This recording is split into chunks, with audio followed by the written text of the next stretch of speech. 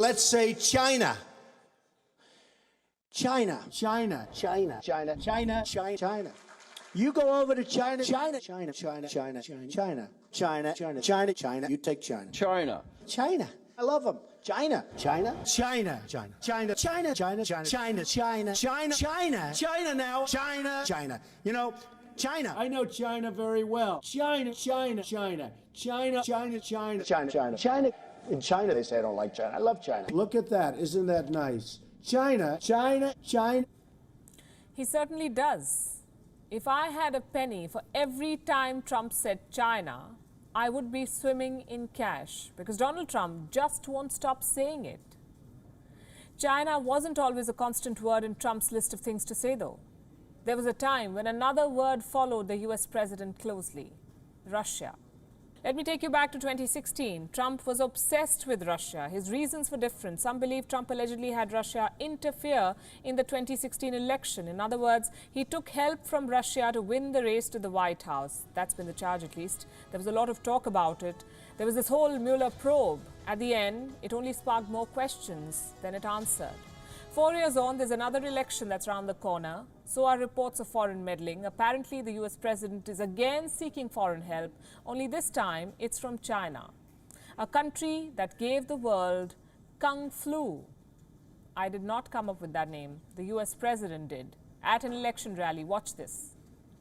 By the way, it's a disease, without question, has more names than any disease in history. I can name Kung Flu.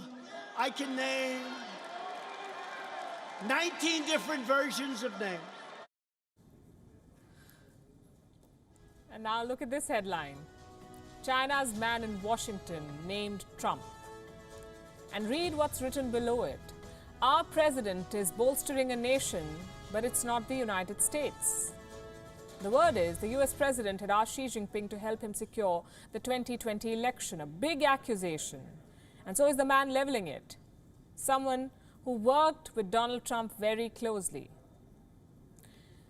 John Bolton, the former national security advisor, he was once a creature of the Trump administration. He is now the biggest critic, or one of the biggest critics of Donald Trump.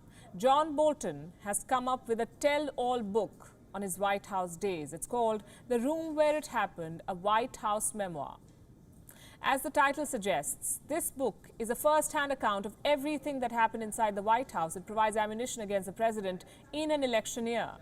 The biggest charge is this: Donald Trump allegedly sought cover assistance for his re-election from Xi Jinping. Let me read out the most telling passage from the book, and I quote, "He, Donald Trump, then stunningly turned the conversation to the coming US presidential election, alluding to China's economic capability to affect the ongoing campaigns, pleading with Xi to ensure he'd win." That's a very big claim, and Bolton has not been shy of putting it on paper. But should we take his word for it? What are the chances that such a conversation between Trump and Xi did happen? Well, this is not a courtroom. I'm not looking to pass judgment, but I do want to weigh the possibility. So let me start with some history. Trump and China are not new buddies. Trump's dealings with Beijing go back to his pre-White House years. In 2008, he signed a deal with the Chinese Evergrande Group.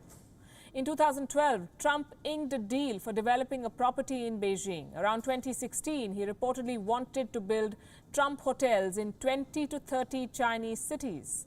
And in 2017, Trump roped in 2 Chinese companies to construct a golf resort in Dubai. Clearly, there is a lot of history, and it happens to involve a lot of money too.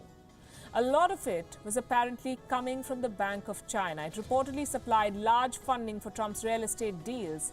But does a history of business with China make Trump guilty of aiding election interference? Not really. To be honest, it would be unfair to hold Trump's business and financial ties against him at this point.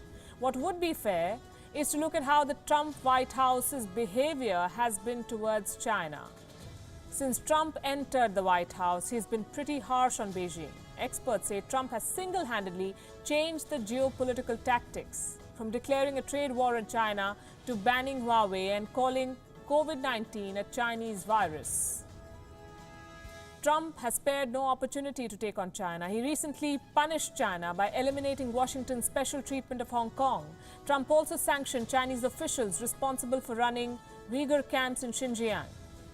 Trump has gone to the extent of claiming that China wants him to lose the 2020 race. He said, and I quote, "China will do anything they can to have me lose this race."